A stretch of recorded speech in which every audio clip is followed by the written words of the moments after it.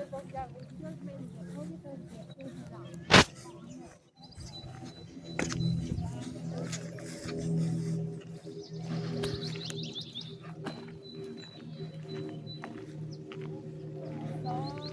तो खराब हो गया, के अंदर की मछलियां खत्म हो गई।